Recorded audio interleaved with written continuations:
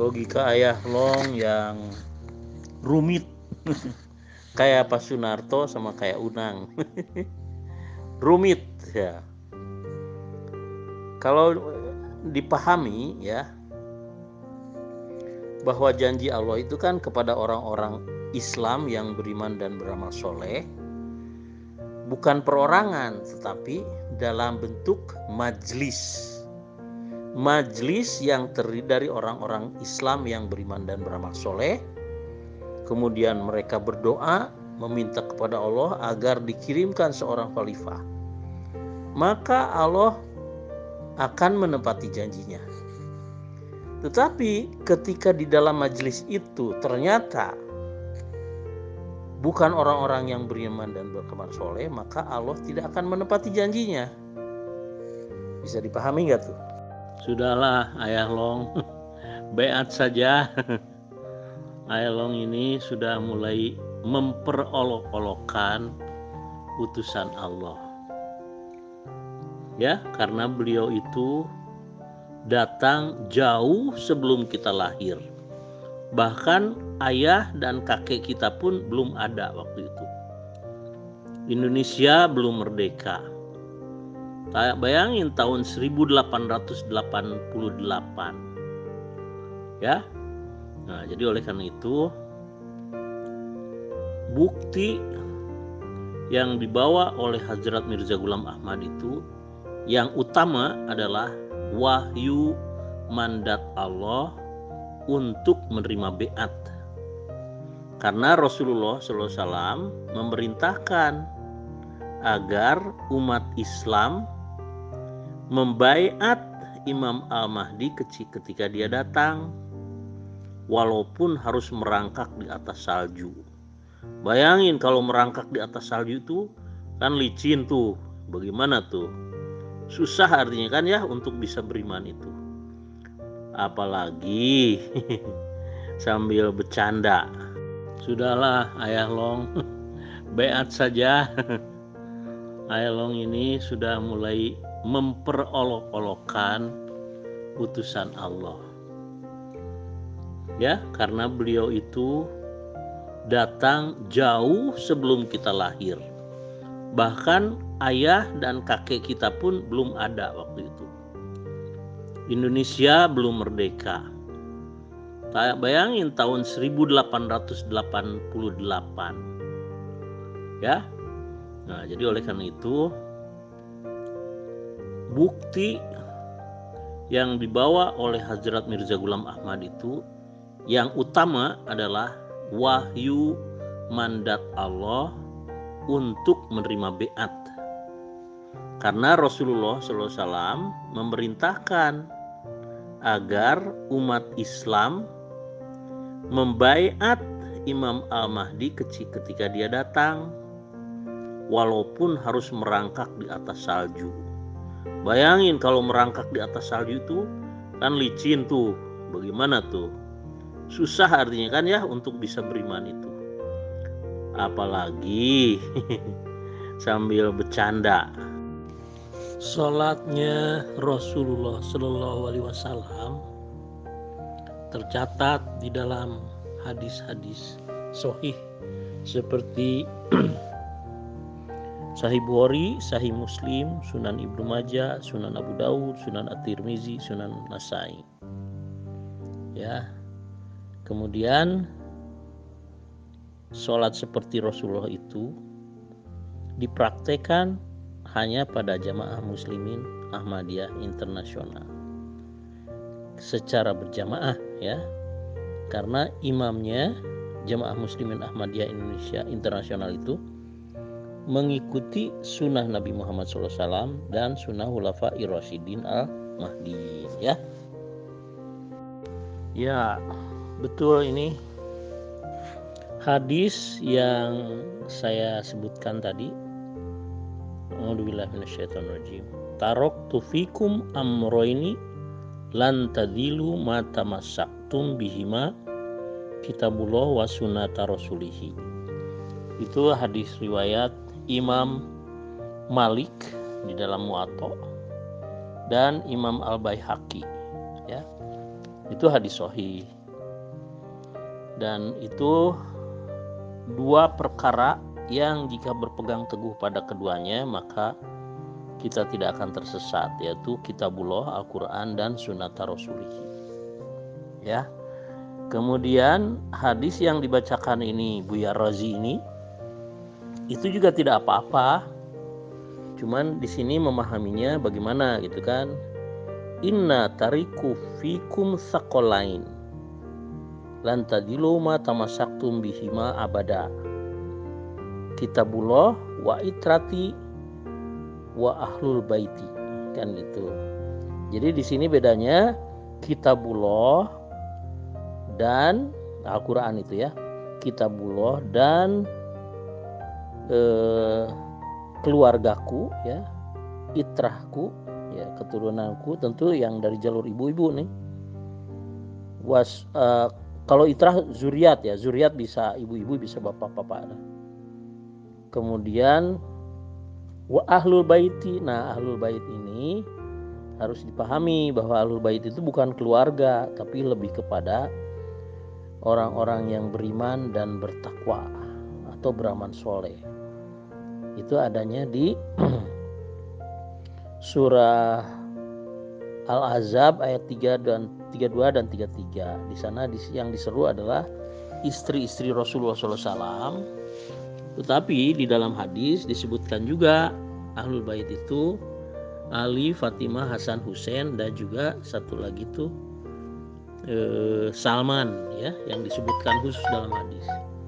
Nah, dengan demikian maka Imam Mahdi pun sama, beliau pun itrah ahlul bait Rasulullah SAW. Karena dari jalur bapak-bapak, beliau itu dari bangsa Persia, yaitu bangsanya Salman. Ya, sesuai dengan sabda Rasulullah di dalam Sahih Bukhari kitab tafsir surah Al-Jumu'ah ayat 3. Nomor hadisnya 4518. Dari jalur ibu-ibu itu Sayyidah, yaitu itrah ahlul bait, itrah Rasulullah SAW ya, dari anak cucu perempuan Fatimah yaitu Zainab dan Ummu Kulsum yang sampai kepada ibunya Imam Mahdi dan kepada istrinya Imam Mahdi ya. Jadi no problem, dua hadis itu buat Hazrat Mirza Ghulam Ahmad itu pas ya gitu.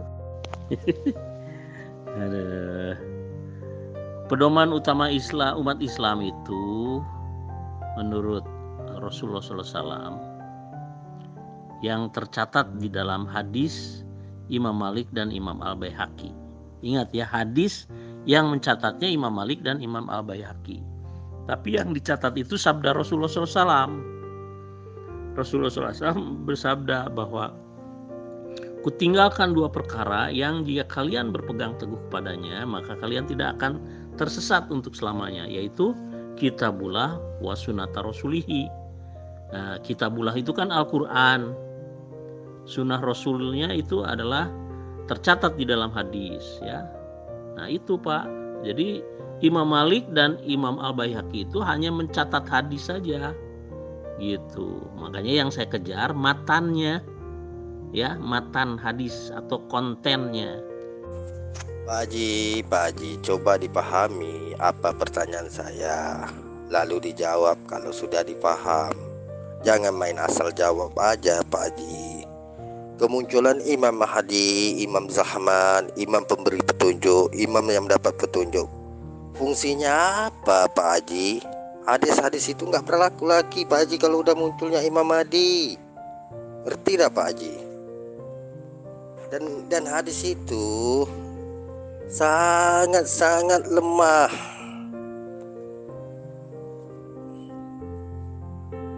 Al-Quran jelas menyatakan bahwa tujuan kedatangan Imam Mahdi itu adalah memberi petunjuk kepada umat Islam dengan perintah Allah, dan Allah mewahyukan petunjuknya dan perintahnya kepadanya untuk berbuat kebajikan, menegakkan sholat, membayar zakat, dalam beribadah kepada Allah Ta'ala. Itu jelas kok.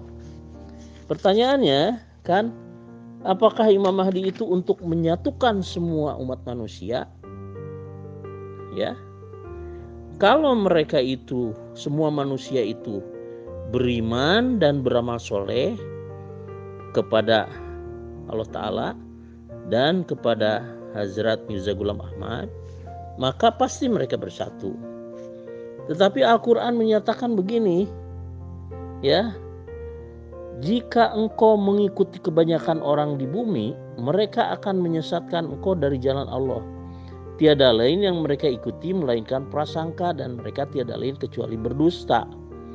Jadi kebanyakan manusia di bumi itu ya akan berprasangka dan berdusta, tidak akan beriman. Nah, jadi oleh karena itu para pengikut Imam Mahdi itu tidak akan mayoritas, tapi jumlahnya akan banyak.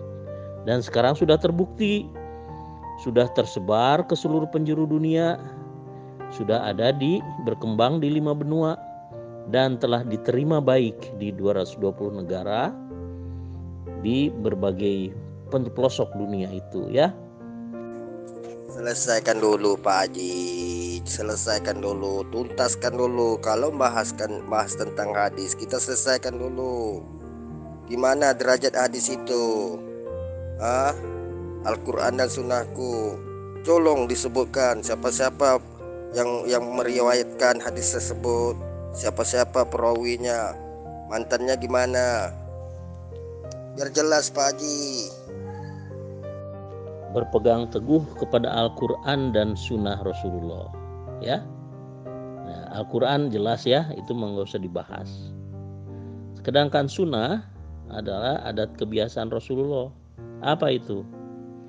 Berjamaah, bersatu dalam jamaah muslimin internasional. Kenapa internasional? Karena Nabi Muhammad diutus kepada semua manusia di seluruh penjuru dunia. Kemudian imamnya yang mengikuti sunnah Nabi Muhammad dan sunnah Khulafaur Rasyidin. Sunnah Nabi Muhammad itu utusan Allah, sunnah Khulafaur Rasyidin itu khilafah ala minhaji nubuwah. Nah, ciri khasnya adalah imamnya yang sekarang masih hidup adalah seorang khalifah, yaitu Khalifatul Masih yang kelima, Hazrat Mirza Masrur Ahmad, ya. Udah, matanya sudah saya jelaskan, ya. Penulis hadisnya itu Imam Malik dan Imam Al-Baihaqi, ya. Dan matanya itu kita harus berpegang teguh kepada Al-Quran dan Sunnah Rasulullah SAW agar tidak tersesat untuk selamanya, ya.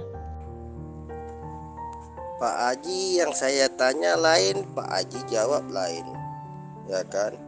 Kita tuntaskan dulu masalah hadis Al-Quran dan Sunnahku. Ini siapa sih yang meriwayatkan?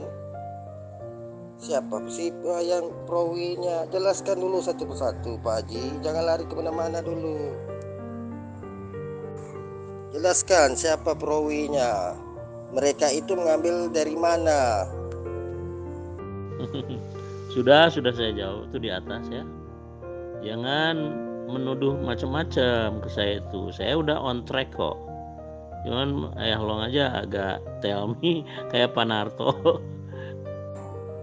Mana kalimat Pak Haji menjawab? Kita ingin mengetahui sebuah hadis itu sahih dan tidak sahihnya itu gimana caranya Pak Haji? Gak usahlah bicara perawi, ya. Penulis hadisnya aja udah saya sebutkan, ya. Cuman matannya kan udah benar, Al-Quran dan Sunnah, cukup. Kalaupun Anda ingin menambah dengan itrah Ahlul Baitku, no problem buat Ahmadiyah, ya. Karena Hazrat Mirza Ghulam Ahmad juga seorang itrah Ahlul Bait Rasulullah SAW. Sudah di atas, dengarkan lagi dong. Loh, ini harus kita tahu nih Pak Haji. Kalau mau bahas hadis, kita bahas hadis sampai tuntas, ya kan? Selesaikan satu persatu biar jelas hadis itu apa sahih apa tidak. Nggak ada dong, nggak ada Pak Haji menjelaskan permintaan saya itu. Kita ingin mengetahui sebuah hadis itu sahih dan tidak sahihnya itu gimana. Ya udahlah, bahas Imam Mahdi saja ya. Imam Mahdi sudah jelas kok. Kedatangannya dinubuatkan pada awal abad ke-14. Tepatnya tahun 1305 Hijriah atau 1888 Masehi. Dan pada tahun itu tidak ada seorang pun dari Ahlul Bait maupun dari non Ahlul Bait yang mendakwakan diri telah diutus Allah sebagai Imam Al-Mahdi wal Masih Maud kecuali Hazrat Mirza Ghulam Ahmad. Iya, setelah tuntas hadis Al-Quran dan Sunnahku, kata Pak Haji, ya kan, mengambil dasar dari situ, nanti baru kita balik ke Imam Mahdi lagi. Kita tuntaskan dulu satu-satu. Siapa perawinya? Imam Malik mengetahui riwayat ini dari siapa? Ya sudahlah, tidak usah bahas hadis-hadis yang notabene ada dua macam kan. Udah saja kita ke Al-Quran saja. Al-Quran menyatakan bahwa Imam Mahdi itu akan datang pada awal abad ke-14 Hijriah atau 1305 Hijriah ya. Dan hanya sendiri yang telah mendakwakan diri sebagai Imam Al-Mahdi wa Masih Maud, yaitu Hazrat Mirza Ghulam Ahmad dari Qadian, Hindustan ya.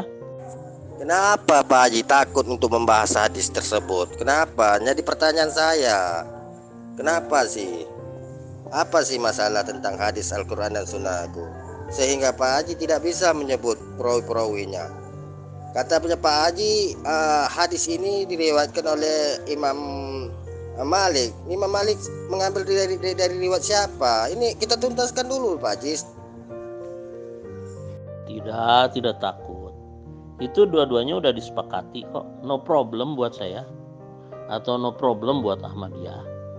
Yang sekarang harus Bapak pahami itu nubuatan kedatangan Imam Al-Mahdi wal Masih Maud menurut Al-Quran dan menurut hadis itu pada awal abad ke-14 atau tepatnya tahun 135 Hijriah. Ya. Nah, itu yang tidak ada di tempat lain kecuali di dalam Al-Quran dan hadis, gitu Pak ya. Iya, kalau bagi Pak Haji mungkin bisa disepakati karena sesuai dengan selera Pak Haji. Begitu juga dengan jemaah Ahmadiyah, bukan jemaah Islam. Yang sekarang kita tuntaskan sumber hadis ini dari siapa, dan mereka yang penulis kitab-kitab itu mengambil riwayat ini dari siapa. Ini kita bongkar nih dulu satu persatu. Nah, sekarang kan sudah saya ajak Anda untuk berbahas tentang waktu kedatangan Imam Al-Mahdi wa Masih Maud, nubuatannya di dalam Al-Quran dan hadis. Ya, itu penentu loh. Belum lagi yang lain. Tempatnya dari mana? Nah, itu dua yang yang menentukan loh Pak. Kalau Bapak kan hanya dari nasab dan ternyata kan setelah saya bantah Bapak tidak mau beriman juga. Nah sekarang dari perspektif lain dengan 2W yaitu when sama where ya. Silakan Bapak paham itu ya. Iya, saya ngerti. Nanti kita bahas. Yang sekarang kita perlu kita tuntaskan permasalahan hadis yang Pak Haji katakan Al-Quran dan Sunnahku itu pesannya Nabi. Kalau benar-benar itu pesannya Nabi, ayo kita buktikan. Kenapa sih Pak Haji takut? Tidak bermasalah hadis yang dua itu. Yang satu Kitabullah wa Sunnata Rasulihi, yang hadis yang kedua Kitabullah wa itrati ahlul baiti. Nah, buat Ahmadiyah no problem, kenapa mesti dibahas? Ya. Kemudian yang paling penting itu sekarang waktu kedatangannya atau when, dan dari mana datangnya Imam Mahdi atau where. Nah itu kan sudah saya jelaskan. Coba Anda nggak mau bahas, saya nggak tahu nih maksudnya apa.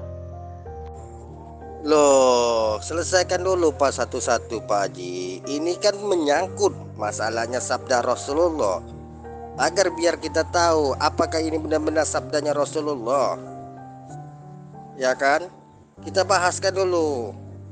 Yang pertama, hadis pertama yang Pak Haji katakan, Al-Quran dan Sunnahku. Kita bahas sampai selesai. Gimana, sanggup apa kagak? Kalau Pak Haji nggak sanggup, terbukti si Ghulam Ahmad itu memang buatan Inggris. Sekarang sudah selesai masalah dua hadis itu. Pertanyaan saya kan Bapak belum jawab. Kapan Imam Al-Mahdi akan datang? Dan dari mana Imam Al-Mahdi akan muncul? Menurut Al-Quran dan menurut hadis. Ya. Versi Bapak tentunya. Karena kalau versi saya udah jelas ya. Versi saya itu berdasarkan Al-Quran dan hadis. Bahwa Imam Al-Mahdi itu akan datang pada awal abad ke-14. Tepatnya 1305 Hijriah. Kemudian kemunculannya dari Qadian Hindustan atau sebelah timur Damaskus atau dari daerah yang dekat dengan pegunungan Himalaya, salju ya.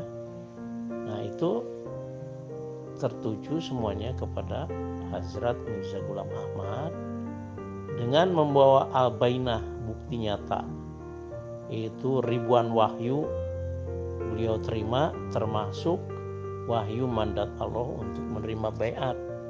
Makanya saya sarankan Anda untuk segera baiat ya. Jangan ngetak-ngetak hadis yang sudah saya sepakati kok, no problem. Selesainya gimana Pak Haji? Bermula aja belum. Dan Pak Haji yang membawa hadis tersebut, Al-Quran dan Sunnahku. Sekarang tolong dibuktikan kalau benar-benar ini adalah sabdanya Rasulullah. Kalau tidak, Pak Haji berdusta atas namanya Rasulullah. Pak Haji berdusta atas namanya ayat suci Al-Quran. Udah tahu belum? Kapan Imam Mahdi akan datang menurut nubuatan Al-Quran dan hadis? Dan dari mana Imam Al-Mahdi akan muncul menurut nubuatan Al-Quran dan hadis?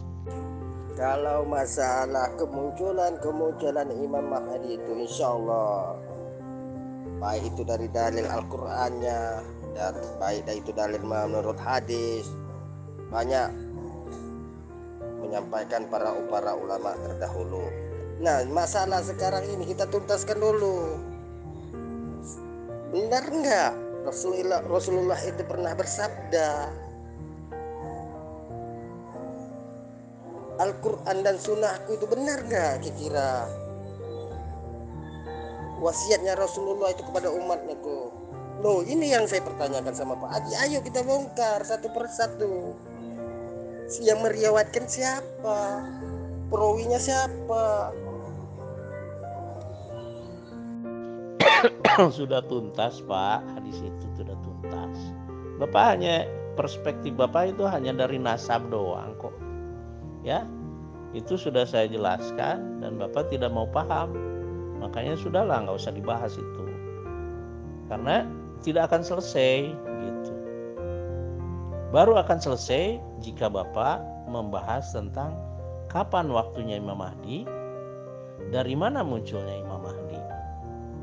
Nah, kalau Al-Quran dan hadis sudah mengatakan Imam Mahdi datangnya pada awal abad ke-14 dan munculnya dari Qadian Hindustan, maka perhitungan atau pertimbangan ada tentang nasab itu menjadi buyar ya.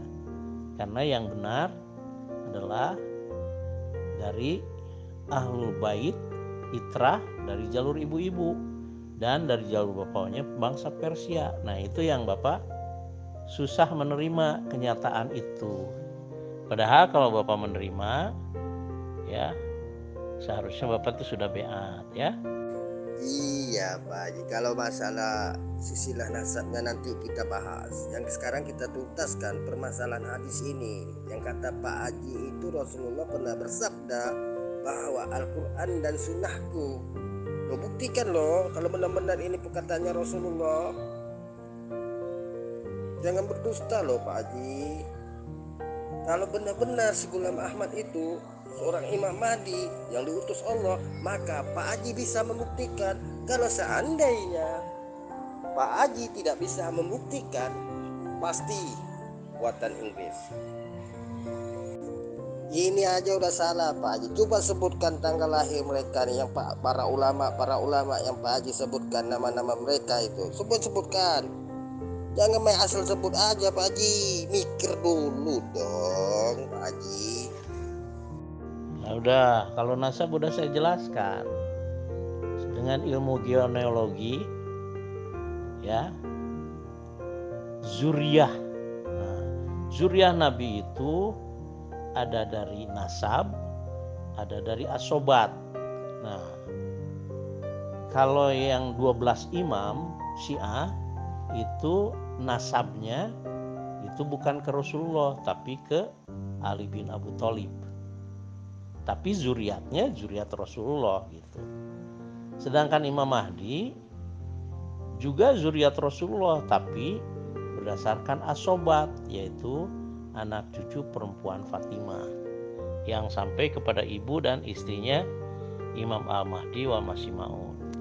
Clear itu sudah sampai di situ. Cuman Bapak nggak mau nerima kan? Karena apa? Karena dari jalur bapak-bapak Imam Al-Mahdi itu menurut surah Al-Jumu'ah ayat 3 yang dijelaskan oleh Rasulullah dalam Sahih Bukhari adalah keturunan bangsanya Salman yang juga Ahlul Bait kan menurut Rasulullah, yaitu bangsa Persia, bahkan Raja Persia lagi ya. Bab nasab itu nanti dulu Pak Haji. Pak Haji nggak akan mampu menjelaskan sampai ke Sayyidina Fatimah Zahra. Paling-paling ke Haji Barla saja terputus nasabnya itu. Yang kita bahas ini, yang kita tuntaskan dulu masalah hadis ini. Ini kan katanya Rasulullah, sabdanya Rasulullah. Harus bertanggung jawab loh Pak Haji, jangan main asal cakap aja.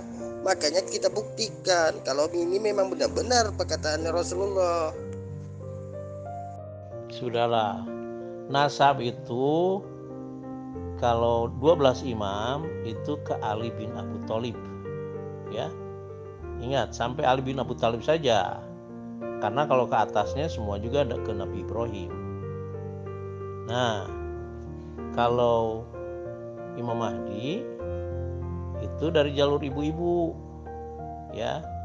Namanya bukan nasab, asobat. Ya. Kemudian dari jalur bapak-bapaknya itu bangsanya Salman, yaitu Persia, raja lagi ya. Udah itu udah clear kalau buat saya. Cuman Bapak kan ngejar terus karena Bapak itu sudah terpaku dengan nasabnya Ali bin Abu Thalib yang harus diakui sebagai Rasulullah gitu kan. Tidak bisa, itu udah jelas kok itu nasabnya Abu Thalib ya. Sudahlah, nasab itu kalau 12 imam itu ke Ali bin Abu Thalib ya. Ingat, sampai Ali bin Abu Thalib saja. Karena kalau ke atasnya semua juga ada ke Nabi Ibrahim. Nah, kalau Imam Mahdi itu dari jalur ibu-ibu ya. Namanya bukan nasab, asobat ya. Kemudian dari jalur bapak-bapaknya itu bangsanya Salman, yaitu Persia, raja lagi ya. Udah itu udah clear kalau buat saya. Cuman Bapak kan ngejar terus karena Bapak itu sudah terpaku dengan nasabnya Ali bin Abu Thalib yang harus diakui sebagai Rasulullah gitu kan. Tidak bisa, itu udah jelas kok itu nasabnya Abu Thalib ya. Permasalahannya sekarang Pak Haji, satu hadis mengatakan mengikuti Al-Quran dan Sunnah. Yang satu lagi hadis mengatakan mengikuti Al-Quran dan itrah ahlul baitku. Makanya saya tuh minta kita sama-sama, ayo kita buktikan yang mana yang lebih sahih, yang mana yang lebih benar. Itu loh Pak Haji. Seandainya hadis yang Pak Haji sampaikan Al-Quran dan Sunnah itu sahih, maka Pak Haji tidak akan takut untuk membongkarnya, ya kan? Kalau masalah idrah ahlul bait itu nanti kita bahas Pak Haji. Selesaikan dulu satu-satu hadis sampai tuntas loh. Perawinya siapa, yang meriwayatnya siapa, tahun berapa, itu loh Pak Haji. Jangan main asal pucuk. Itu para ulama yang tadi, ulama warasatul anbiya, itu abad pertama, kedua, ketiga, sampai ke-14 saya ada. Nanti saya bikin tertulis ya. Tapi nggak sampai tahun sampai tanggal lahirnya, tapi hanya tahunnya aja itu, karena dicatat oleh Imam As-Suyuti dan Nawabsi dihasankan gitu ya. Nanti saya posting kalau mau ya. Tanggung jawabnya untuk asobat ya, bukan nasab nih. Untuk asobat itu ada di dalam wahyu Allah yang diwahyukan kepada Hazrat Mirza Ghulam Ahmad ya, Imam Al-Mahdi wal Masih Maud ya. Itu judulnya bukan nasab, Pak, asobat ya. Oke lah, ulama warisatul anbiya kata Pak Haji ya. Tapi coba Pak Haji teliti, lahir mereka itu tahun berapa. Tolong diperincikan Pak Haji dengan yang jelas. Jangan main asal cakap aja, jangan main asal ngomong aja gitu. Itu loh Pak Haji. Ya betul. Jadi dua hadis itu memang betul. Yang satu Kitabullah wa sunata rasulihi, yang satu lagi Kitabullah wa itrati ahlul baiti. No problem buat Ahmadiyah itu, no problem, acceptable. Hanya saja Ayah Long masih maksa bahwa yang dimaksud nasab itu termasuk jalur perempuan. Padahal Rasulullah sudah menjelaskan bahwa nasab itu dari jalur laki-laki. Kalau dari jalur perempuan disebutnya asobat. Aku adalah bapak mereka, gitu kan. Jadi itu yang membuat Ayah Long kebingungan. Karena di dalam Al-Quran dan hadis, Imam Mahdi itu dari jalur bapak-bapaknya adalah keturunan bangsawan Persia atau Raja Persia. Sedangkan dari jalur ibu-ibunya adalah Sayyidah, itrah ahlul bait Rasulullah SAW, dari anak cucu perempuan Fatimah. Jangan kemana-mana dulu Pak Haji, tuntaskan dulu satu persatu. Satu hadis ada riwayat mengabarkan kepada kita, yang sampai kepada kita mengabarkan berpeganglah kepada Al-Quran dan As-Sunnah. Jadi hadis ini yang saya mau pertanyakan sama Pak Haji, gimana nih derajat hadisnya nih? Ayo kita bongkar Pak Haji, kita kaji balik, perawinya siapa, yang meriwayatkan siapa. Saya tidak takut kok, sudah saya jelaskan itu. Cuman Ayah Long tidak paham juga. Sekarang saya tanya ya, zuriat menurut Rasulullah itu ada dua jalur, yaitu nasab dan asobat. Kalau dalam bahasa Inggrisnya, nasab itu patrilineal, sedangkan asobat itu matrilineal. Nah, Ayah Long paham nggak itu tuh? Coba saya jawab ya. Dari mana Pak Haji mengatakan no problem? Sangat-sangat problem permasalahannya ini. Satu hadis mengabarkan kepada kita, yang sampai kepada kita, ada yang meriwayatkan, berpegang teguhlah kepada Al-Quran dan As-Sunnah. Kita bongkar ini dulu Pak Haji, kita selesaikan satu persatu, ya kan? Ini kan perkataannya Rasulullah, sabdanya Rasulullah, ya kan? Iya Pak Haji menjelaskan bagaimana, ya kan? Berpeganglah kepada Al-Quran dan Sunnahku, Rasulullah telah bersabda. Dari mana ini kabar berita yang begini ini, dari mana dapatnya? Coba, dari mana? Dari siapa? Jika guru itu hanya satu, dan setelah Rasulullah wafat, kenapa sih berbagai-bagai ragam, berbagai-bagai aliran yang datang pada zaman sekarang? Di mana si Ghulam Ahmad katanya imam yang mendapat petunjuk, bisa menyatukan umat, bisa memberikan petunjuk bagi umat? Mana mukjizatnya si Ghulam Ahmad? Nggak ada Pak Haji, nggak ada terbukti Pak Haji. Nasab aja nggak bisa Pak Haji bukti Pak Haji. Berarti Pak Haji ingin mengatakan para ulama asal-asal aja yang mencatat sebuah hadis ya. Begitu ya maksudnya Pak Haji ya.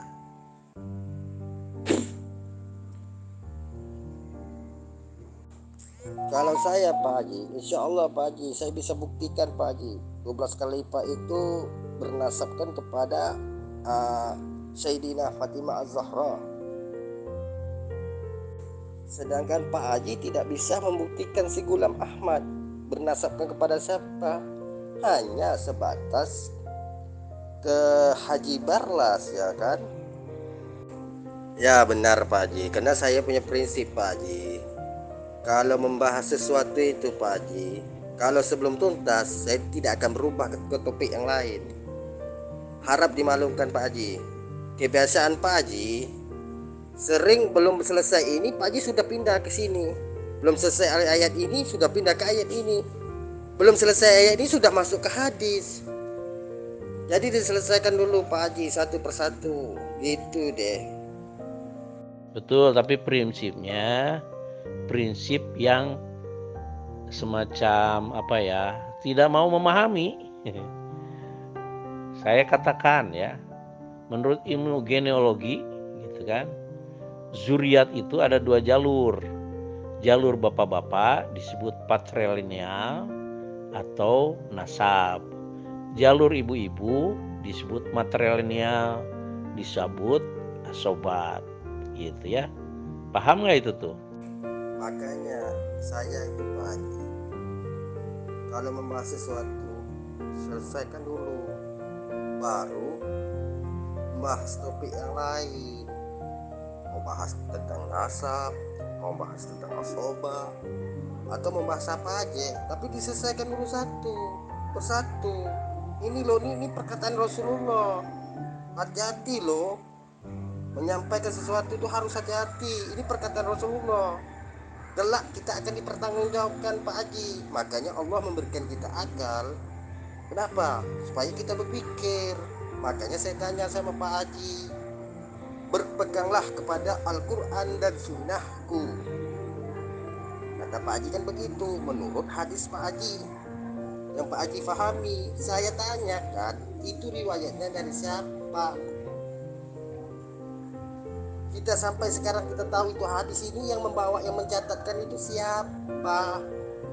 Itu loh Pak Haji. Jadi kalau sesuatu perbahasan itu kita tuntaskan, jangan dipindahkan ke sana, ke situ, ke sana, ke situ. Terima kasih. Sudah selesai saya bahas. Selesaikan dulu Bapak memahami bahwa zuriat atau genealogi atau keturunan itu ada dua jalur. Ada jalur bapak-bapak disebutnya patrilineal atau nasab. Jalur ibu-ibu disebutnya matrilineal atau asobat. Nah, sepanjang Bapak tidak menerima kenyataan ini, maka Bapak harus kembali kepada nubuatan tentang waktu dan tempat kedatangan Imam Mahdi. Karena itulah letak kuncinya. Kalau Bapak bisa memahami waktu dan tempat kedatangan Imam Mahdi, Bapak bisa memahami itu, bisa menerima dengan ikhlas. Oh ternyata memang pada waktu dan tempat itu dari yang Bapak anggap nasab itu ternyata tidak pernah ada yang datang. Yang datang memang hanya dari Ahmadiyah gitu pendirinya. Oh, sekarang mau bahas tentang nasab. Oke, saya layani Pak Haji kalau bahas tentang nasab. Ya kan? Menurut Pak Haji, nasabnya Rasulullah itu terputus. Ya kan begitu ya kan? Berdasarkan apa Pak Haji mengatakan demikian? Berdasarkan pertama, ya, Rasulullah Shallallahu Alaihi Wasallam punya 3 putra, yaitu Abdullah, Qasim, dan Ibrahim, yang wafat sebelum menjadi laki-laki dewasa. Yang kedua, di dalam Al-Quran Allah Ta'ala berfirman, "Makana Muhammadun aba ahadim mirjalikum." Muhammad bukanlah bapak dari salah seorang lelaki dewasa di antara kalian. Surah Al-Ahzab ayat 40, Pak. Pak Haji, Pak Haji. Aduh, Pak Haji, Pak Haji. Sekarang saya nanya Pak Haji, Sayyidina Fatimah Az-Zahra itu apakah anaknya Rasulullah atau tidak? Dan berkenan dengan ayat yang Pak Haji bacakan tadi, ya wajar dong, si Zaid kan bukannya anaknya Rasulullah. Pahami dulu ayat Al-Quran itu Pak Haji, asbabun nuzulnya apa? Mau dibahas sampai tuntas atau gimana? Asbabun nuzulnya itu adalah pernikahan Zaid, seorang budak yang diangkat oleh Rasulullah sebagai anak. Kemudian pernikahannya dengan bangsawan Quraisy, yaitu sepupu Rasulullah, Zainab. Karena tidak kufu, maka mereka bercerai. Ya, Zaid tidak kuat dengan akhlak atau kelakuan Zainab yang notabene seorang bangsawan. Tapi Rasulullah memerintahkan agar Allah Ta'ala memerintahkan agar Rasulullah menikahi Zainab. Tujuannya apa? Di dalam kebudayaan Arab, anak angkat itu disamakan dengan anak sendiri, anak biologis. Maka di situ keluarlah ayat, ya. Maka Muhammadun aba ahadimi rajalikum.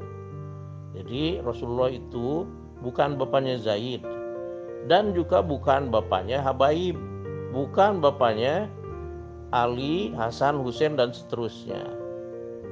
Beliau abaknya anak-anak perempuan Fatimah.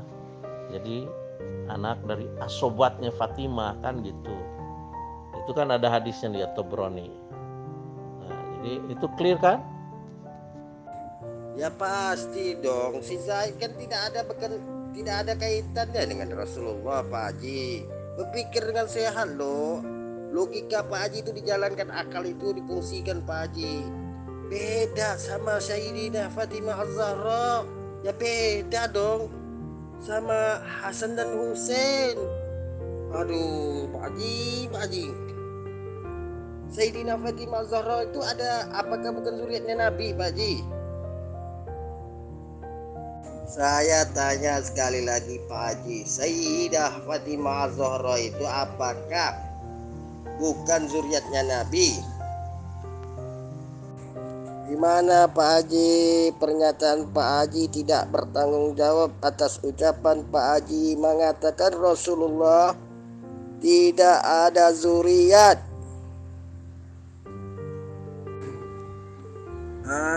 Hadis yang Pak Haji bacakan berkenan dengan Imam Mahdi, yang maksudnya Pak Haji ini yang meriwayatkan siapa sih Pak Haji? Apakah hadis ini sahih?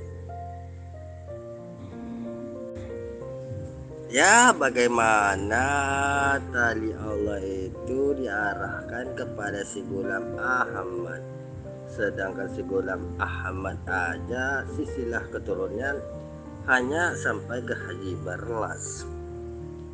Ini masih harus dipelajari dulu Pak Haji ya. Kalau mau ayat itu hati-hati, akhirnya berdusta atas nama ayat Al-Quran. Nah, karena ayat suci Al-Quran itu sangat-sangat berharga dan bernilai, sangat mahal. Ya Pak Haji, pahami dulu isi ayat Al-Quran itu, pahami dulu. Tahu dah Pak Haji asbabun nuzul ayat itu?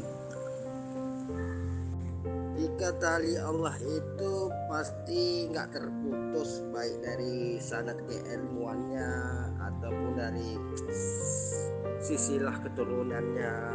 Ya kalau menurut saya begitu dong. Ya ini menurut saya ya, bukan menurut Al-Quran dan hadis.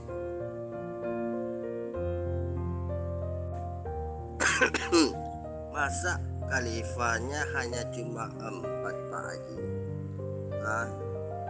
Terputus loh tali Allah itu, ya kan? Harusnya sampai ke Imam Mahdi, si Ghulam Ahmad gitu dong. Katanya Ghulam Ahmad Imam Mahdi, atau Imam Mahdi buatan Inggris kali ya Pak Haji ya. Mana ayatnya Pak Haji? Jangan asal main sebut aja Pak Haji. Pelajari dulu tuh ayat, ya kan? Siapa yang mengatakan khalifah itu suci, harus suci? Ternyata Abu Bakar menjadi khalifah kok. Si Ghulam Ahmad nasabnya kagak jelas, menjadi Imam Mahdi kok. Dari mana? Katanya suci. Coba dong sebutkan yang dimasukkan ayat tersebut, siapa-siapa aja orang-orangnya. Nyambung nggak sama si Ghulam Ahmad? Masa sih Pak Haji, seorang Rasulullah itu kok umatnya yang mengangkat Rasulullah itu menjadi Rasulullah? Aduh, logikanya gimana nih, logikanya Pak Haji nih gak logis langsung. Asal bicara aja kayaknya. Jadi beginilah Pak Haji ya, saran saya, nasihat saya itu terpulang kepada Pak Haji, mau terima atau tidak. Sebelum ayat-ayat suci Al-Quran diteliti dulu ayatnya, arahnya kemana, dipelajari dulu. Ya begitu juga dengan hadis-hadis yang sabdanya Rasulullah itu, diteliti dulu hadisnya itu. Jangan sebarang-sebarang aja, dipelajari dulu ya Pak Haji ya. Terima kasih. Kalau saya mengatakan 12 khalifah itu ada sumbernya Pak Haji, gak sembarang menyampaikan. Di dalam kitab kita Ahlussunnah wal Jamaah itu riwayatnya hampir 300 riwayat hadisnya Pak Haji ya, tentang 12 khalifah. Tapi sayangnya semua hadis itu Pak Haji doifkan, gitu. Itu yang menjadi tanda tanya saya itu. Dan 12 khalifah yang saya imani ini sanad keilmuannya terpelihara, tersambungkan, dan sanad silsilah keturunannya jelas, sejelas-jelasnya menyambung kepada Sayyidina Fatimah Zahra bint Muhammad sallallahu alaihi wasallam. Jadi kalau saya tuh Pak Haji, kalau mau bicara tentang hadis, tentang Al-Quran, jadi saya nggak mau lari ke sana ke sini seperti Pak Haji. Jadi kalau bicara hadis, ya kita tuntaskan dulu hadis ini gimana nih, hadis ini sahih apa kagak, begitu Pak Haji. Oh ini ayat Al-Quran nih, kemana arahnya, redaksi ayat ini ke apa, asbabun nuzulnya apa, kenapa ayat ini diturunkan. Wah itu Pak Haji baru enak. Si Ghulam Ahmad gak ngerti itu Pak Haji. Kalau si Ghulam Ahmad pasti gak ngerti tuh. Ahlul bait Nabi Pak Haji ada 4, termasuk Rasulullah 5, Rasulullah, Ali, Fatimah, Hasan dan Husain. Mereka itu manusia pilihan. Mereka itu manusia yang terpelihara oleh dosa-dosa, terjaga daripada perbuatan dosa. Ada kok dalilnya, banyak dalilnya, ya kan? Kalau dalilnya banyak Pak Haji, tapi saya nggak mau ngeser-ngeser dalil itu sembarangan aja, nanti pemikir Pak Haji nggak bisa nangkap gitu. Jadi kalau saya tuh maunya sama Pak Haji, kalau bisa selesaikan satu bab, nah, nanti udah selesai kita pindah ke bab lain, gitu deh. Pak Haji mengatakan Sayyidina Fatimah Zahra itu bukan zuriat Nabi, begitukah? Atau Pak Haji mengatakan Nabi tidak punya zuriat? Pak Haji berdusta atas agama Islam. Saya katakan Pak Haji berdusta. Sudah jelas semua para ulama-ulama, baik itu Syiah, baik itu Mawarisi Sunni, mengakui Nabi itu punya zuriat. Contohnya Sayyidina Fatimah Al-Zahra, salah satu putri kesayangan Nabi. Ya, salah satu kelebihan Sayyidina Fatimah Az-Zahra ini adalah penghulu para wanita sealam semesta.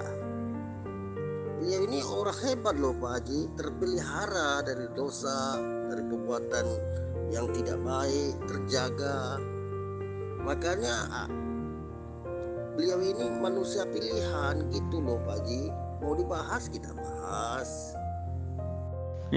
Udah dikatakan dari tadi, Ayah Long itu tidak pernah paham penjelasan saya. Ya, zuriat Nabi Muhammad itu terdiri dari 2 jalur. Jalur pertama dari jalur bapak-bapak atau anak laki-laki dewasa. Itu sudah terputus dengan surah Al-Ahzab ayat 40. Yang kedua, asobat, yaitu dari jalur ibu-ibu, Fatimah. Nah, Fatimah itu zuriat Nabi Muhammad, tapi dari jalur ibu-ibu. Sekali lagi saya ulang, zuriat Nabi Muhammad dari bapak-bapak sudah terputus. Ya, zuriat Nabi Muhammad dari ibu-ibu ada Fatimah, kemudian Ummu Kulsum dan Zainab. Terus kemudian ada anak cucunya perempuan semua, sampailah kepada ibu dan istri Imam Mahdi alaihissalam. Dan untuk mengkonfirmnya, Allah mewahyukan kepada Hazrat Mirza Ghulam Ahmad bahwa beliau itu secara nasab atau dari jalur laki-laki kepada bangsawan Persia, ya, Haji Barlas, ya, Mirza Hadi Beg, Mirza Faiz Muhammad, Mirza Atta Muhammad, Mirza Ghulam Murtaza, dan sampai Mirza Ghulam Ahmad. Sedangkan dari jalur ibu-ibunya Sayyidah, yaitu dari anak cucu perempuan Fatimah, entah dari Zainab atau Kulsum, yang jelas sampai kepada ibunya dan istrinya Hazrat Mirza Ghulam Ahmad. Sudah clear sampai situ ya? Surah Al-Ahzab ayat 40 tidak memutuskan nasabnya Rasulullah, zuriatnya Rasulullah. Makanya tuh Pak Haji tuh yang nggak paham sebetulnya. Ayah Long tell me. Surah Al-Ahzab itu tidak memutuskan zuriyah Rasulullah, tetapi memutuskan nasab Rasulullah SAW. Bisa dipahami nggak sampai situ? Kan udah salah menyebutkan nama surah jadi Al-Baqarah. Padahal Al-Ahzab ayat 40 bukan Al-Baqarah. Nasab, ya, nasab juga sudah saya jelaskan.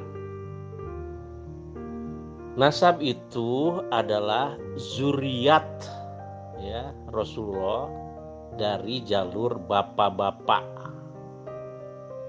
Sedangkan zuriat Rasulullah dari ibu-ibu disebutnya asobat.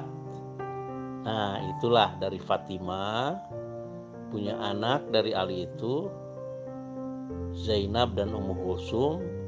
Terus keduanya punya anak cucu sampai kepada ibunya Imam Mahdi dan istrinya Imam Mahdi atau Sayyidah, ya. Iya, saya ngakui itu memang silap saya. Ya namanya manusia biasa, ya wajar Pak Haji kalau silap ya kan. Iya, sekarang masalah nasab ini kata Pak Haji, Nabi tidak punya keturunan. Jadi Sayyidina Fatimah Az-Zahra itu siapa? Masa Pak Haji membawa ayat 40 ya tadi ya, kalau nggak salah ayat 40 surah Al-Azab. Nggak masuk Pak Haji, bertentangan itu Pak Haji. Asbabun nuzulnya, coba lihat asbabun nuzulnya. Nah, udahlah tidur aja ya Long, udah mulai ngaco. Siapa bilang Rasulullah tidak punya keturunan? Rasulullah itu punya keturunan. Dalam bahasa Arabnya zuriat. Nah, zuriat itu dibagi dua, yaitu berupa satu nasab, yang kedua asobat atau bani unsa gitu kan. Nah, dari segi nasab Rasulullah punya 3 putra, Abdullah, Qasim, dan Ibrahim, yang wafat ketika masih anak-anak, jadi belum menjadi laki-laki dewasa, ya, dan tidak punya keturunan, makanya nasab itu terputus. Tapi zuriat Nabi Muhammad masih ada. Dari mana? Dari Fatimah, jalur ibu-ibu atau Bani Unsa itu ya. Bani Unsa itu punya anak lagi Siti Fatimah itu, yaitu anak perempuannya Zainab dan Ummu Kulsum. Nah, kemudian ada anak cucu perempuan semuanya, sampailah kepada ibu Imam Mahdi dan kepada istrinya Imam Mahdi. Sudah ya, sampai situ tidur aja deh Long ya, supaya nggak salah-salah melulu. Besok kita ketemu lagi ya. Assalamualaikum warahmatullahi wabarakatuh. Pak Haji ngerti nggak makna nasab dan makna hasobat? Loh, tadi kan Pak Haji yang mengatakan Rasulullah itu tidak punya keturunan, punya anak perempuan 3 orang. Gimana nih Pak Haji nih? Sudah, Long sudah tidur saja. Sudah tidur. Saya tidak mengatakan seperti itu. Rasulullah punya zuriat, punya keturunan, ya. Dari jalur bapak-bapak punya 3 putra, Abdullah, Qasim, Ibrahim, yang wafat ketika masih anak-anak. Jadi tidak pernah nikah, ya, udah keburu wafat. Nah, dari situ tidak ada keturunan lagi, terputus nasabnya itu. Dan zuriat Rasulullah itu adanya di Fatimah, ya. Gitu. Karena Fatimah yang nikah dengan Ali punya anak. Ada anak laki-laki yang nasabnya kepada Ali bin Abi Thalib. Dan ada anak perempuan, Zainab dan Ummu Kulsum, yang terus punya anak cucu perempuan sampailah kepada ibunya Imam Mahdi dan istrinya Imam Mahdi. Sudah ya? Clear. Assalamualaikum warahmatullahi wabarakatuh. Justru itu Pak Haji. Pak Haji mengklaim nasab Rasulullah terputus bagi bapak-bapak, begitu ya. Tapi kalau untuk perempuan ya tidak. Kan udah disebut, udah dibilang kok keturunan Rasulullah itu dari Sayyidina Fatimah Az-Zahra. Dari jalur bapak-bapak nasabnya Rasulullah terputus katanya Pak Haji, tapi dari jalur bapak-bapak. Jadi kalau Fatimah itu jalurnya dari mana? Dari bapak-bapak atau dari ibu-ibu? Nasabnya Fatimah ini. Karena tadi Pak Adi mengatakan kalau jalurnya lah bapak-bapak udah terputus karena anaknya Rasulullah meninggal dunia sewaktu kecil. Kan gitu. Khalifatul Rasul itu seperti apa, Pak? Khalifatul Rasul itu khilafah Rasulullah SAW atau khilafah alamin haji nubuah atau khulafa urasyidin al-mahdiin atau khilafatul masih al-mahdiin gitu ya. Kalau memang mereka itu adalah khalifahnya Rasulullah, itu pasti ada wasiat darinya Rasulullah bahwa setelah aku wafat nanti Abu Bakar menjadi khalifah. Kira-kira ada nggak wasiat begitu Pak Haji dari Rasulullah? Terima kasih Pak Haji. Amin, amin, amin ya Rabbil Alamin. Nah sekarang tinggal buktikan Pak Haji wasiatnya Rasulullah kepada Abu Bakar. Masa sih seorang utusan Allah tidak mewasiatkan, tidak meninggalkan wasiat? Ini bab kepimpinan loh, khalifah ulil amri. Apalagi khalifah ulil amri, imam, apalagi ulama. Loh, kenapa nggak dijawab Pak Haji pertanyaan saya itu? Kalau seandainya Nabi tidak berwasiat, berarti Nabi mengingkari Al-Quran dong Pak Haji. Khilafah itu bukan wasiat Rasulullah SAW, tapi janji Allah kepada orang-orang yang beriman dan beramal soleh. Surah An-Nur ayat 55. Dan penggenapannya itu ketika seorang utusan Allah wafat, ketika Nabi Muhammad wafat, atau ketika Hazrat Mirza Ghulam Ahmad wafat, maka janji Allah itu akan dipenuhinya. Khilafah itu adalah janji Allah kepada orang-orang yang beriman dan beramal soleh di antara umat Islam. An-Nur ayat 55. Ya. Jadi khilafah itu bukan wasiat Rasulullah SAW. Oke, yang menerimakan kalimat-kalimat itu tuh siapa Pak Haji? Siapa? Dan coba dong artikan wasiat itu apa sih wasiat itu? Pengertian wasiat itu apa? Definisinya ya wasiat itu apa? Menurut pahaman Pak Haji. Sejak kapan Allah langsung berjanji kepada orang-orang yang beriman Pak Haji? Sejak kapan Allah berjanji kepada orang-orang yang beriman tanpa melalui wasilah? Tahu nggak Pak Haji wasilah itu apa? Wasiat itu apa? Coba jelaskan dulu. Dua ini aja Pak Haji. Wasilah itu apa? Ya toh? Wasiat itu apa menurut pahaman Pak Haji? Bagaimana Allah itu berjanji kepada orang-orang yang beriman tanpa wasilah? Wasilah itu apa sih Pak Haji? Wasiat itu apa? Ya kita bahas dua itu aja dulu Pak Haji. Kenapa nanya wasiat?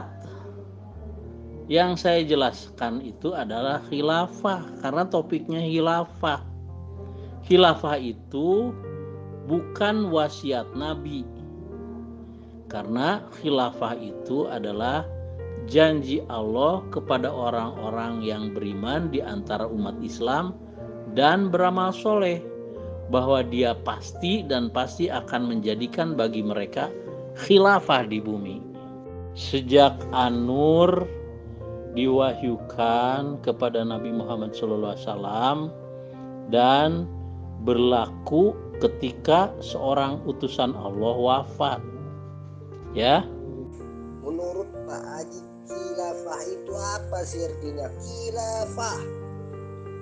Ya kan? Khilafah. Lalu ketika utusan Allah itu wafat, maka ayat tersebut tidak berlaku lagi Pak Haji. Begitukah Pak Haji? Topik kita adalah khilafah ya. Surah An-Nur ayat 55. Ya, bukan wasilah, bukan wasiat, tapi khilafah. Khilafah itu yang melanjutkan kenabian. Khilafah itu adalah kepemimpinan orang-orang Islam yang beriman dan beramal soleh yang melanjutkan kenabian. An-Nur ayat 55. Khilafah artinya sistem kepemimpinan orang-orang Islam yang beriman dan beramal soleh. An-Nur ayat 55. Ayat itu berlaku ketika seorang utusan Allah wafat. Maka janji Allah berlaku. Ya, selama khalifah ada, maka selama itu pula Allah menepati janjinya. Tetapi ketika khalifah itu tidak ada, berarti janji Allah itu dicabut. Sebagaimana ketika Ali wafat. Ya, Ali wafat, tidak ada lagi yang melanjutkannya, yang dipanggil khalifah. Ya. Oke, kita bahas tentang khilafah. Oke, saya setuju. Kita bahas sampai tuntas ya Pak Haji ya, khilafah. Setahu saya khilafah itu artinya penguasa Pak Haji. Apa benar atau gimana tuh? Yang bisa memberikan keputusan kepada manusia, yang mana yang hak, yang mana yang batil. Oh begitu ya Pak Haji ya. Jadi setelah wafatnya Sayyidina Ali, maka khalifah itu masih terbuka Pak Haji. Kan itu kan janji Allah loh. Jadi pertanyaan saya ini, siapa sih khalifah selanjutnya? Ayat itu berlaku setelah utusan Allah itu wafat. Loh, berarti ketika Sayyidina Ali wafat, siapa sih? Katanya ini janji Allah untuk orang-orang beriman Pak Haji. Kalau demikian, ini kalau menurut pemikiran saya ya Pak Haji ya, ketika wafatnya Sayyidina Ali, nggak ada lagi tuh janji-janji Allah untuk orang-orang beriman. Sampailah munculnya Imam Mahdi. Begitu ya Pak Haji, baru ada orang-orang beriman. Khilafah itu kalau kita pelajari surah An-Nur ayat 55, artinya kepemimpinan orang-orang Islam yang beriman dan beramal soleh. Tidak ada kata berkuasa di situ, ya.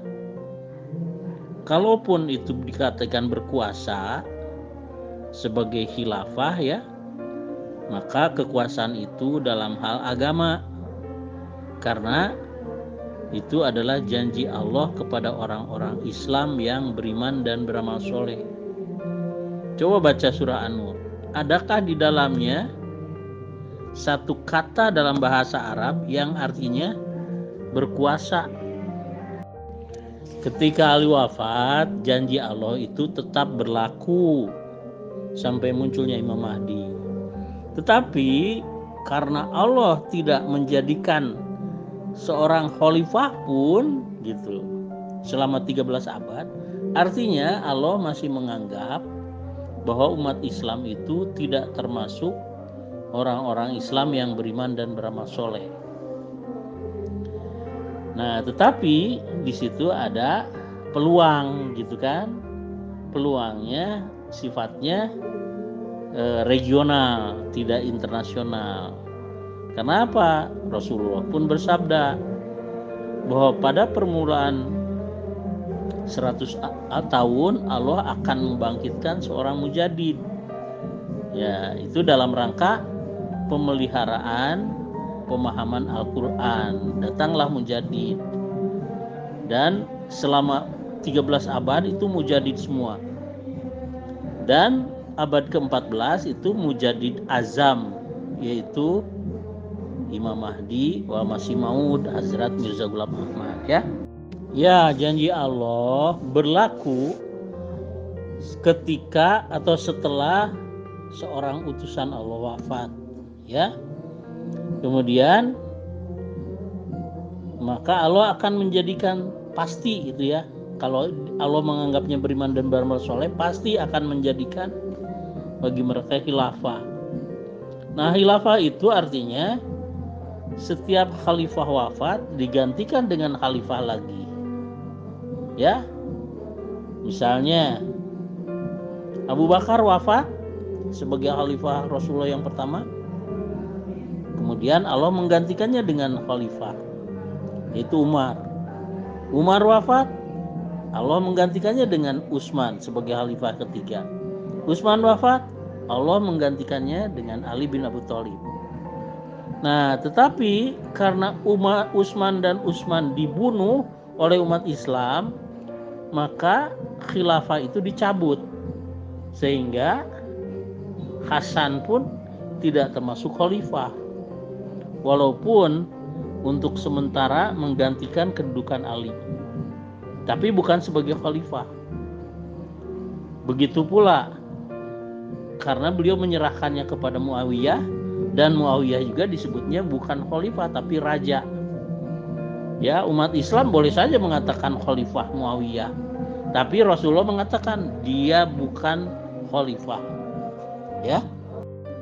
Ya, memang janji Allah itu berlaku.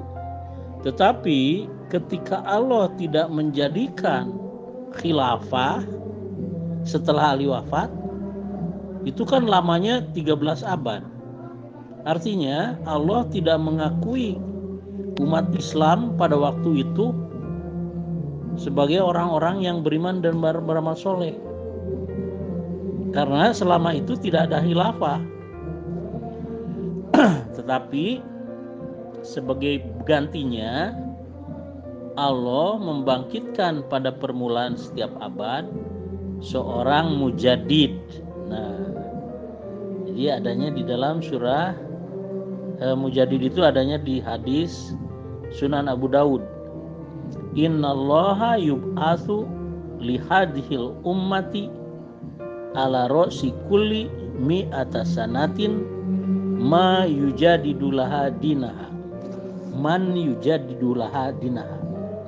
Sesungguhnya Allah akan membangkitkan pada permulaan setiap 100 tahun seseorang yang akan memperbaharui pemahaman agamanya, ya.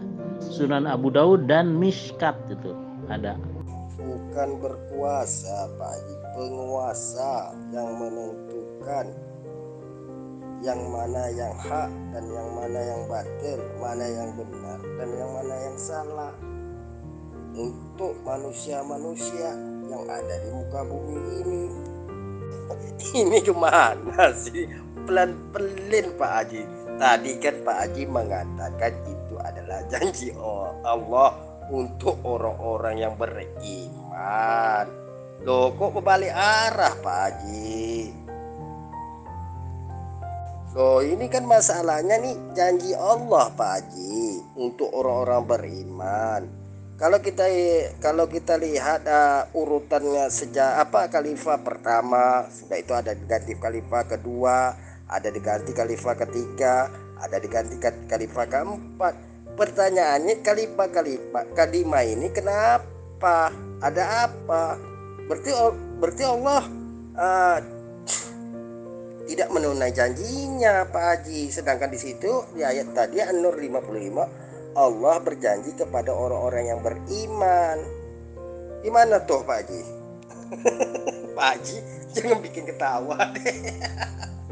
Berarti kalau saya simak lagi nih Pak Haji ya, komentar Pak Haji ini, setelah wafatnya khalifah keempat nggak ada lagi tuh orang-orang yang beriman kan.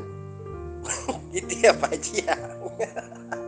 Pak Haji sakit banget. Yang serius dong Pak Haji. Loh, kok hadis dengan ayat ayat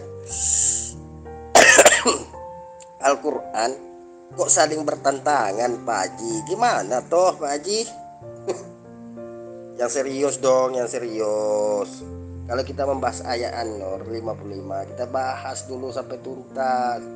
Kan di situ kan ceritanya Allah mengangkat orang-orang yang beriman untuk menjadi khalifah di muka bumi ini. Kan begitu ceritanya. Kok larinya ke mujadid? Pak Haji ini ada-ada aja deh. Pak Haji, berarti 100 tahun ya kan? Kira-kira 100 tahun itu kira-kira siapa sih mujadid itu setelah khalifah yang keempat? Itu siapa sih nama mujadid yang diangkat oleh Allah melalui hadis tersebut? Yang serius dong Pak Haji. Aduh, kok saling bertentangan ayat sama hadis. Ayat menjelaskan surah An-Nur 55, Pak Haji mengatakan berdasarkan ayat tersebut Allah mengangkat para orang-orang yang beriman menjadi khalifah.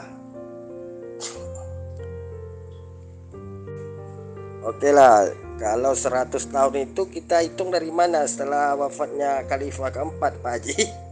Gimana Pak Haji? Khalifah keempat 100 tahun. Kira-kira siapa sih mujadid yang dimasukkan oleh hadis yang Pak Haji baca tadi itu? Coba tanya Abu Daud. Abu Daud itu mendapat hadis tersebut dari mana Pak Haji?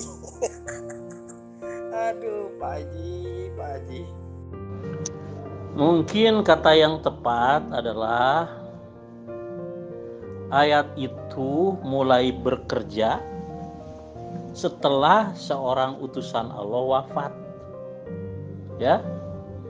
Kemudian berlaku itu walaupun khalifah pertama wafat, berlaku juga ayat itu. Khalifah kedua wafat berlaku.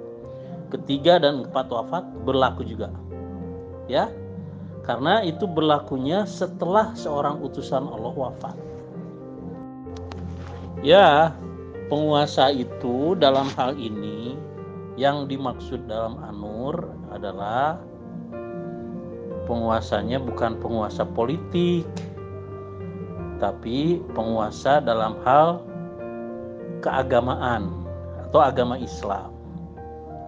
Karena agama Islam itu berlaku hukum-hukumnya ya hanya kepada orang-orang yang beriman dan beramal soleh. Kepada yang kafir tidak berlaku itu. Mereka tidak akan taat gitu. Ya, jadi oleh karena itu maka khalifah di sini atau khilafah di sini bukan penguasa politik, tapi penguasa dalam hal keagamaan atau dalam hal agama Islam. Lalu setelah utusan Allah itu wafat, ayat tersebut nggak berlaku lagi ya Pak Haji. Begitu ya Pak Haji ya. Karena nggak ada orang-orang yang beriman, kan itu kan janji Allah dong Pak Haji. Nah, saya sepakat Pak Haji. Berarti sesuai dengan pemikiran saya. Pernyataan Pak Haji itu sesuai dengan pemikiran saya nih. Saya setuju. Sepakat saya. Benar, khalifah itu adalah penguasaan di dalam menentukan hak dan batil sesuai dengan saat Nabi Daud diangkat menjadi khalifah oleh Allah.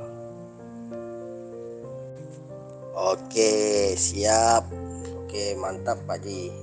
Pertanyaan saya Pak Haji, setelah khalifah keempat wafat, siapa sih orang-orang yang beriman yang diangkat Allah menjadi khalifah?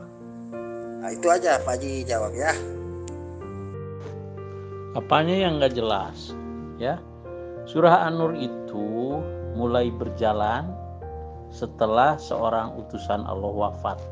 Itu saja dulu ya. Iya, sekarang pertanyaan saya itu setelah khalifah yang keempat utusan Tuhan itu wafat, siapa sih penggantinya?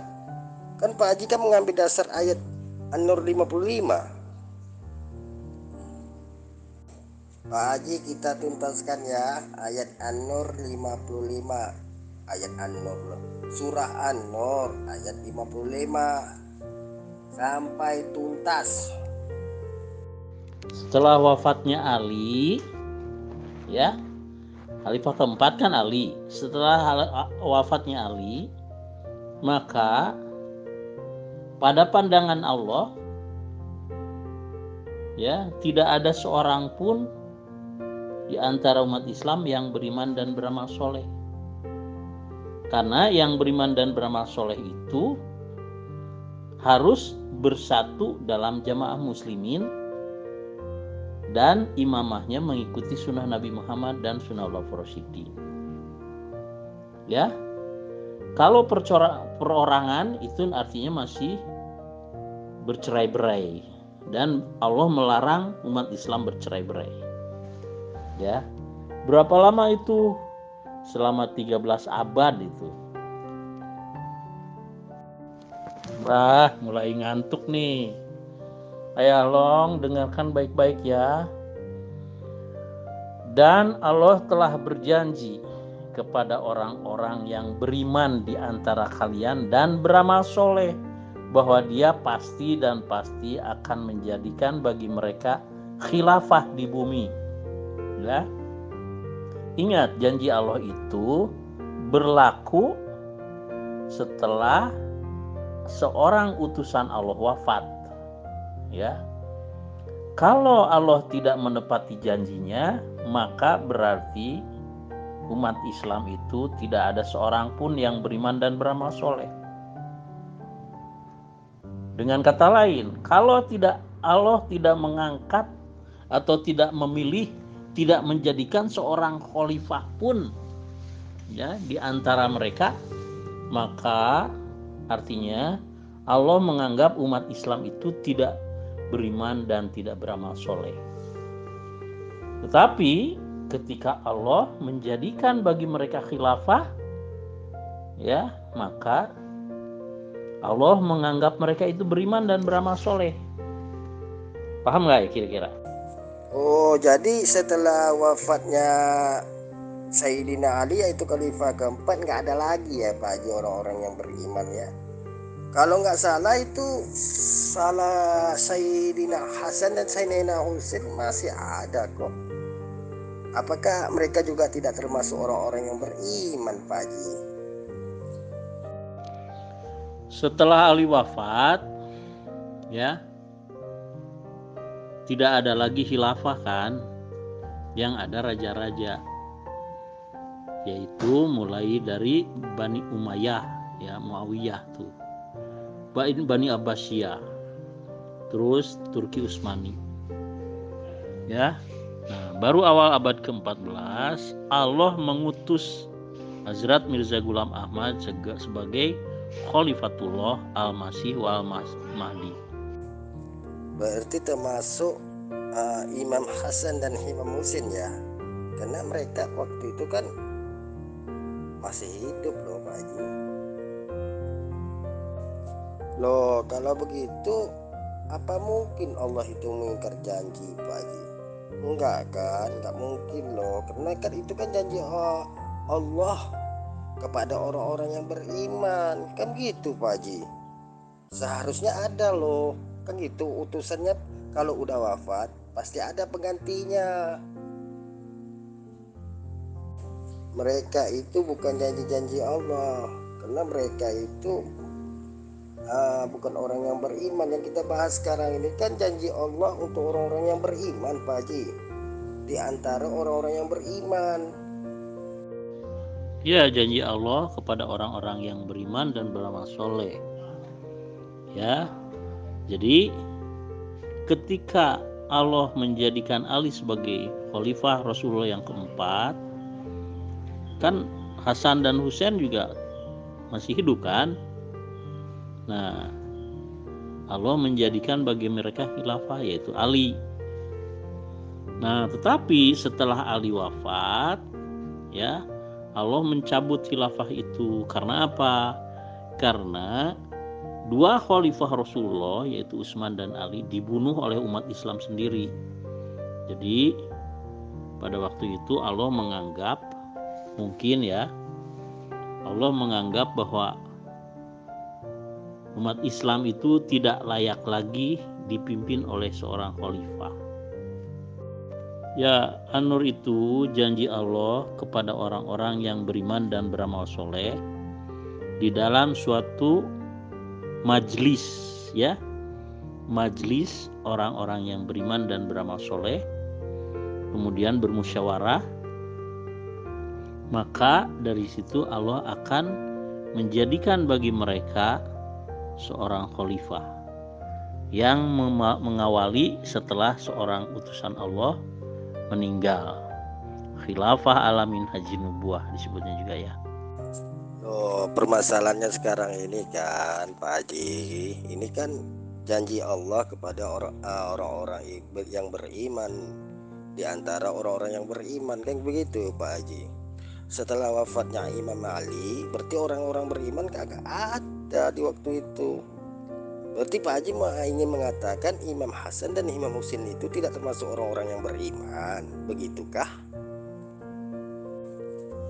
Iya, saya ikuti Pak Haji juga yang mengatakan itu adalah janji-janji Allah yang berdasarkan dalil ayat surah An-Nur ayat 55. Kan begitu ya Pak Haji ya? Ya, tentu saja Imam Hasan dan Imam Husain termasuk di antara orang-orang yang beriman dan beramal soleh. Karena ketika Ali bin Abu Thalib radhiyallahu anhu terpilih sebagai khalifah, ya, Hasan dan Husain kan termasuk jamaah muslimin yang imamnya adalah Ali bin Abu Thalib waktu itu. Tetapi setelah Ali bin Abu Thalib dibunuh oleh umat Islam, Abdurrahman bin Mulzim itu, maka Allah mencabut khilafah itu dari kalangan umat Islam. Ya, tidak ada lagi khilafah itu setelah Ali. Berapa lama? 13 abad.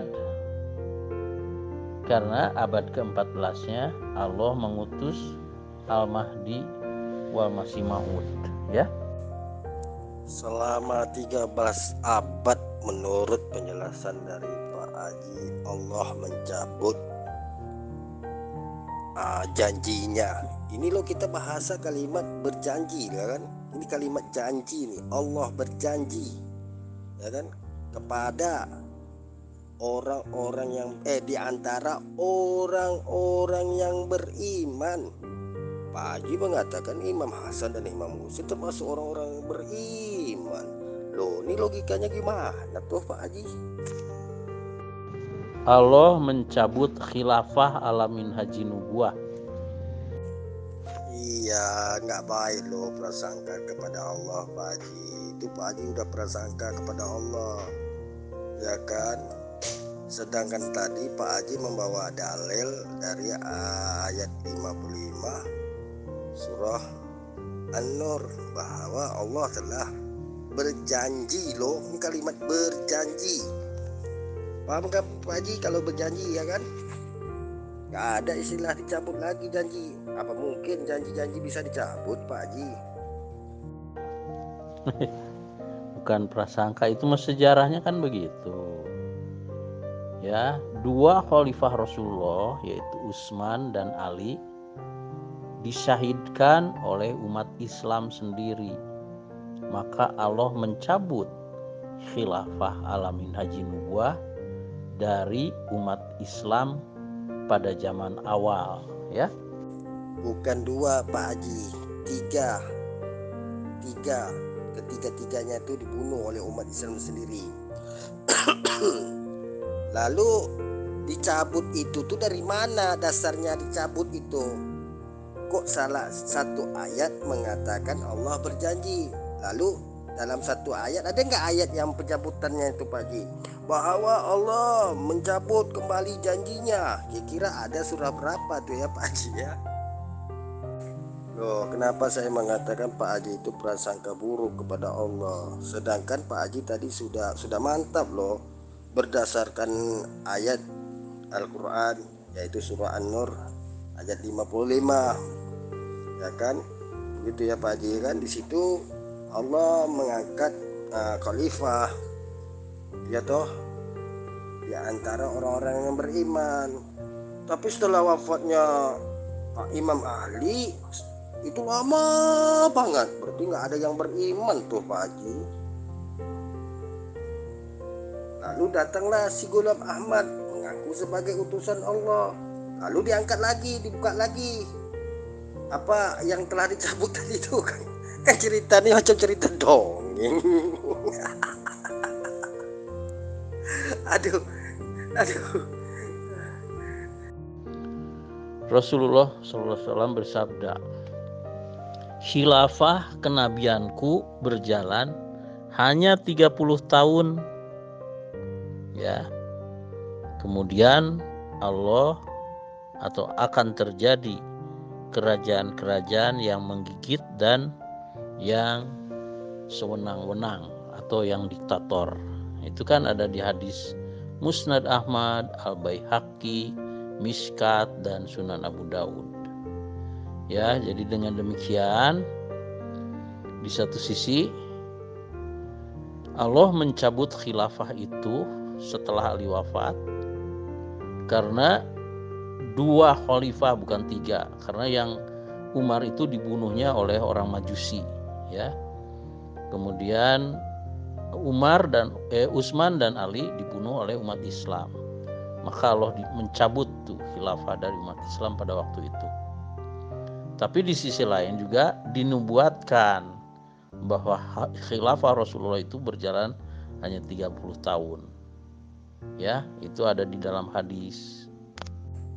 Nah, kira-kira hadis yang Pak Haji baca itu dari mana informasi yang Pak Haji dapatkan itu? Coba dong jelaskan. Itu kan sabdanya Rasulullah toh. Itu yang pertama. Yang kedua, ketika Allah mencabut janjinya kepada orang-orang yang beriman, itu ayat berapa dong Pak Haji? Allah mencabut balik janjinya kepada orang-orang yang beriman setelah Allah berjanji untuk menjadikan khalifah di antara orang-orang yang beriman. Karena begini, kalau menurut penjelasan Pak Haji itu setelah wafatnya khalifah keempat nggak ada lagi orang-orang yang beriman, kan begitu ya, termasuk Imam Hasan dan Imam Husain, ya kan? Ya kalau saya logika secara awamnya gitu menerimanya Pak Haji. Itu hadis atau sabda Rasulullah SAW itu dicatat oleh Imam Ahmad bin Hambal dalam kitab Musnadnya nomor 11061. Sedangkan janji Allah itu ada di dalam surah An-Nur ayat 55. Emang Imam Ahmad bin Hambal itu pernah ketemu nggak sama Rasulullah sehingga beliau bisa mencatatnya sabda-sabdanya Rasulullah itu?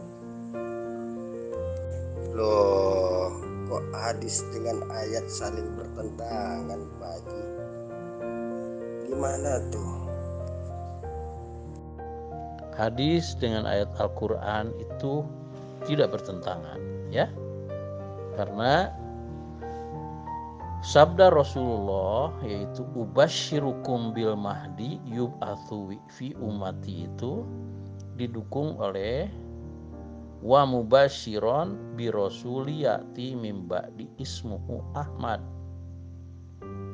dan wa akharina minhum lamma yalhaqu bihim. Kemudian dengan hadis Sunan Abu Daud, laulam yaqo minad dunya ilal yaum yatawallallahu dzalikal yaum hatta yab'atsa fihi rajulan minni aw min ahlul baiti yu'tiu ismuhu ismi wasmu abihi ismu abi. Bagaimana surah An-Nur ayat 55 itu Pak Haji? Itu kan janji Allah Pak Haji, masa sih saling bertentangan?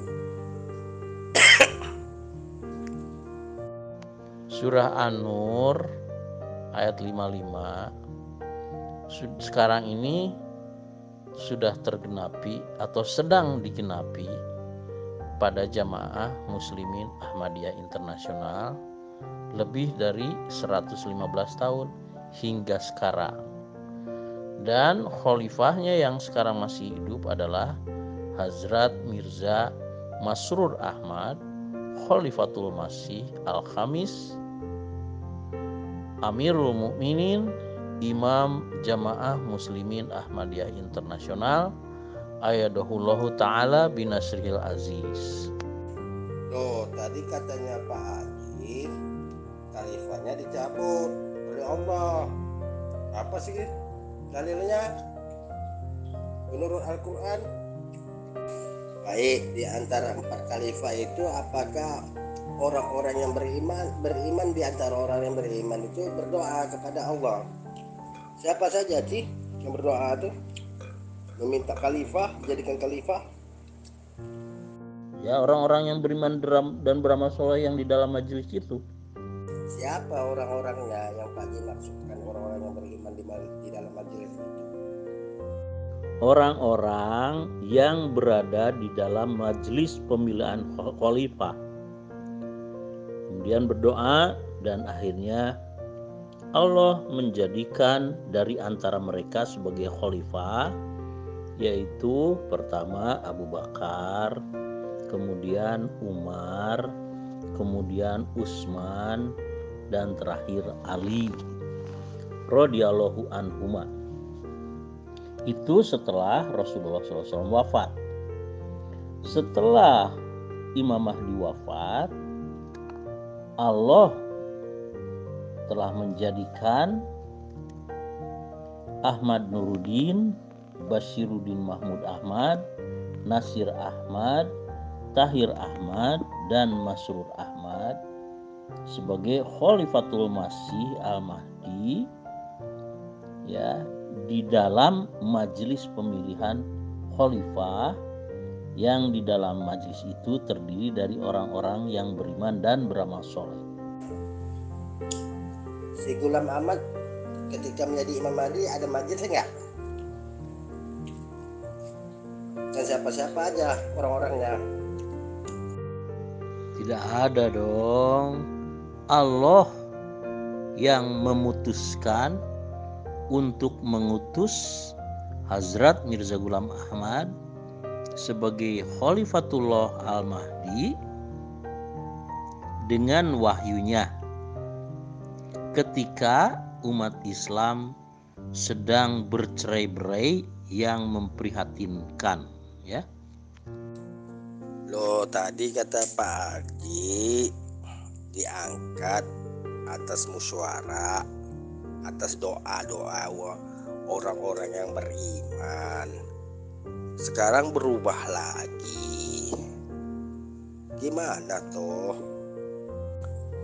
Kayaknya Pak Haji ini nggak ada prinsipnya kalau menyampaikan sesuka nafsu Pak Haji.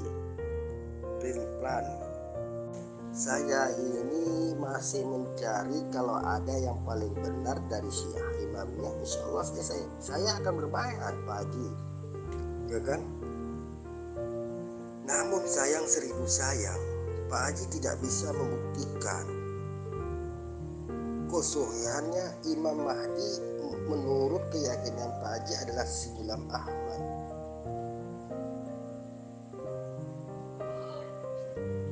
Saya ini masih mencari kalau ada yang paling benar dari Syiah imamnya. Insya Allah saya akan berbaiat Pak Haji, ya kan? Namun sayang seribu sayang, Pak Haji tidak bisa membuktikan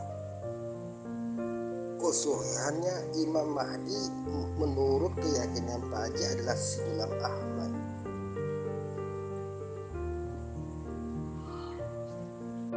Sudah Ayah Long, ya.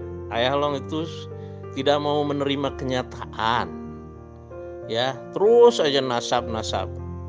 Kan zuriat itu kan sudah saya jelaskan. Zuriat itu ada nasab dan ada asobat atau bani unsa, ya. Nah, dari nasab itu sudah tidak ada lagi dari bani unsa. Nah, Imam Mahdi bani unsa gitu, Pak. Nah, cuman Bapak ini Terus aja ke nasab. Padahal nasab itu yang 12 imam itu ke Abu Tholib, Pak. Sudahlah, stop itu ya.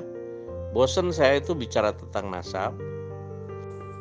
Apa yang sudah, Pak Haji? Asobat itu artinya apa? Nasab itu artinya apa? Coba diberikan pengertiannya apa tuh? Asobat itu apa? Nasab itu apa? Fatimah punya putri Zainab Ummu Kulsum, kemudian punya anak cucu perempuan semuanya, sampailah kepada ibunya Imam Mahdi dan kepada istrinya Imam Mahdi. Sedangkan nasab Imam Mahdi itu ke bangsa Persia, sebagaimana dijelaskan di dalam surah Al-Jumu'ah ayat 3 dan dijelaskan oleh Rasulullah SAW di dalam Sahih Bukhari nomor 4518, ya. Ada dalilnya, Pak Haji. Kalau nggak ada dalilnya kan udah sering juga saya share itu dalilnya kan. Sering juga saya memberikan dalil tentang nasab itu, ya kan? Nasabnya Nabi itu, nasabnya Sayyidina Fatimah itu menyambungnya kepada Rasulullah. Yang saya tanyakan, asobah itu apa? Nasab itu apa? Yang Pak Haji tahu itu apa? Jelaskan, nasab ini begini ya, asobah ini begini ya, begitu dong Pak Haji. Jangan lari ke mana ke situ, ke semana ke situ, biar nyambung kalau kita bicara. Iya, nasab Nabi itu sudah tidak ada, Pak, karena dibenarkan oleh surah Al-Ahzab ayat 40, putra Rasulullah itu wafat masih kanak-kanak. Jadi nasab Rasulullah itu sudah tidak ada. Yang ada dipindahkan ke Ali bin Abu Tholib, yaitu nasabnya 12 imam Syiah. Dan tidak ada Imam Mahdi di situ karena Imam Mahdi itu dari Sayyidah, sedangkan nasabnya bangsa Persia. Nah, ini memperkosa ayat lagi nih, berdusta atas nama ayat Al-Quran. Apa kaitannya surat Al-Ahzab 40 Pak Haji tentang nasab? Yang cerdas dong dikit. Yang kan saya tanya itu kan, nasab itu apa? Asobat itu apa? Kok yang ditanya lain dijawab lain Pak Haji? Gak ada berkaitan dengan surah Al-Ahzab 40 itu, gak ada tuh. Lihat asbabun nuzulnya. Makanya saya mengatakan si Gulam Ahmad ini jemaah Ahmadiyah ini buatan Inggris. Karena Pak Haji kalau menyampaikan sesuatu itu mengikut hawa nafsu. Berusaha memperkosa ngikutin Romli. Sudahlah Ayalong ya, bubar nih, udah jam 12 sudah ya. Lah Ayalong ya, jangan memperolok-olokkan utusan Allah. Sudah, Ayalong itu sudah out ya. Dalil-dalilnya sudah semuanya terpatahkan kok ya. Jadi udahlah, lupakan saja, beat saja lebih baik ya. Saya mau tidur. Assalamualaikum warahmatullahi wabarakatuh.